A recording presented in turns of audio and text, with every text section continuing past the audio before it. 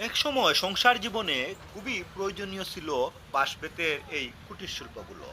আর তখনকার সময় এই বাঁশ-বেতের কুটির শিল্প তৈরি করে অনেকেই সংসার চালাতেন, জীবন জীবিকা আয় করতেন। আধুনিকতার ছোঁয়ায় প্লাস্টিকের বাজারে কদর হারিয়েছে বাঁশ-বেতের হস্তশিল্প। তাই এই বাঁশ-বেতের হস্তশিল্প এখন আর খুব একটা চোখে পড়ে না। আজ সিলেট শহরে চোখে পড়ল হঠাৎ এই বাঁশ-বেতের কারুশিল্পের। গোয়েনঘাটের রামদা থেকে এই কুটির শিল্পগুলো নিয়ে এসেছেন একজন সিলেট শহরে বিক্রির জন্য। তিনি জানালেন, এক একটি কুলা ১৫০ টাকায় এবং এক একটি মাতলা বা ছাতা ১২০ টাকা দরে বিক্রি করবেন।